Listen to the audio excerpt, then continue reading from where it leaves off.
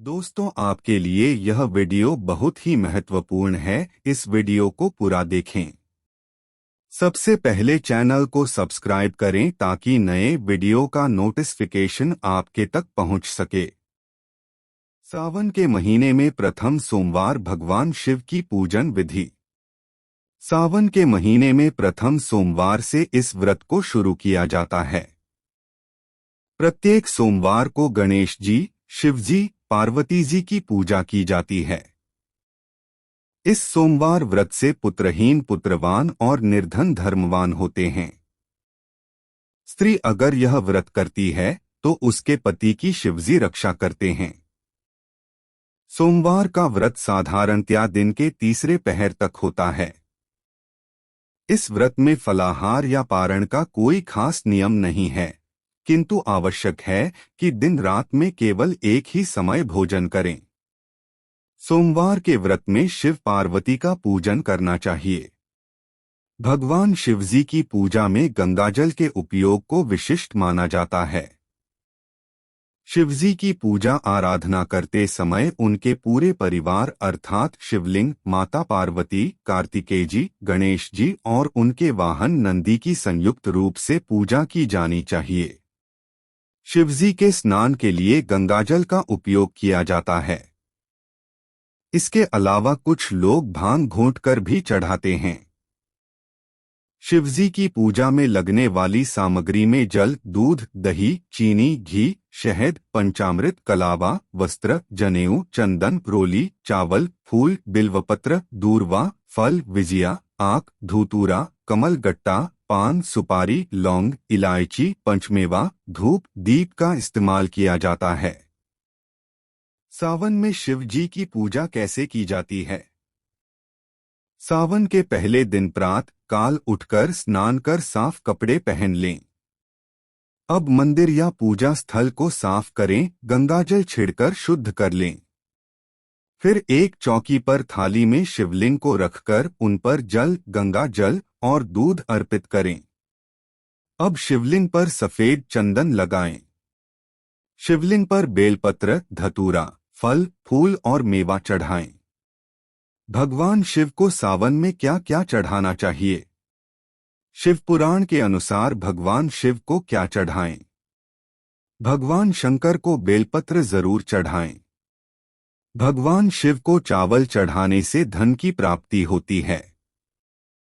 तिल चढ़ाने से पापों का नाश हो जाता है। जौ अर्पित करने से सुख में वृद्धि होती है। गेहूं चढ़ाने से संतान वृद्धि होती है।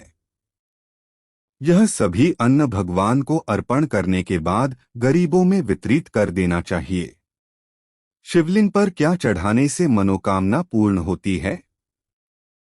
शिवलिंग पर बेलपत्र चढ़ाने से तीनों लोक में धनवान बना देते हैं। लेनाथ के भक्त उन्हें प्रसन्न करने के लिए उनका अभिषेक करते हैं। भक्त उन्हें पंचामृत, दूध या जल का अभिषेक करते हैं। कहते हैं कि शिवलिंग पर चढ़ाने वाले जल में अगर ये खास चीज डालकर चढ़ाएंगे तो मिनटों में पूरी होगी मनोकामना। सावन के दिन शिवलिंग पर क्या चढ़ाते हैं?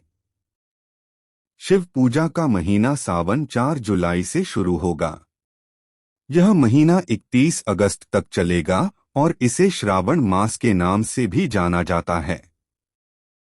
चूंकि इस बार सावन का महीना 2 महीने का है, इसलिए रोजाना शिवलिंग पर जल और बिल्व पत्र चढ़ाना चाहिए।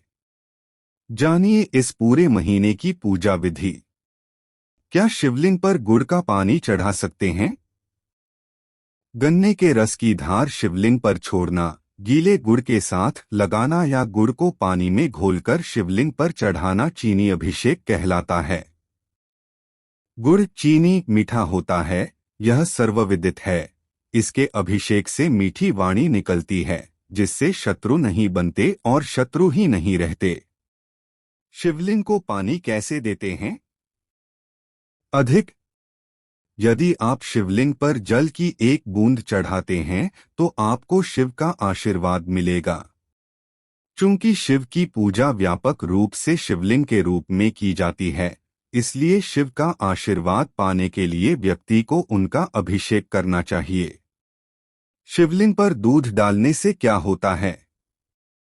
दूध को सकारात्मक ऊर्जा के सबसे अच्छे संवाहकों में से एक माना जाता है और जब इसे शिवलिंग पर चढ़ाया जाता है तो ऊर्जा का प्रवाह लिंगम की ओर केंद्रित होने लगता है और भक्त उसकी निकटता के लिए उस प्रवाह का पात्र बन जाता है। शिवलिंग पर जल कितने बजे तक चढ़ाना चाहिए? यदि आप शिवलिंग की पूरी परिक्रमा क्यों नहीं करनी चाहिए पर जल अर्पित करती हैं, तो आपको समय का भी विशेष ध्यान रखना चाहिए। यदि आप जल प्रातः 5 से 11 बजे तक चढ़ाएंगी तो ये विशेष रूप से फलदायी होगा। कभी भी शाम के समय शिवलिंग पर जल न चढ़ाएं।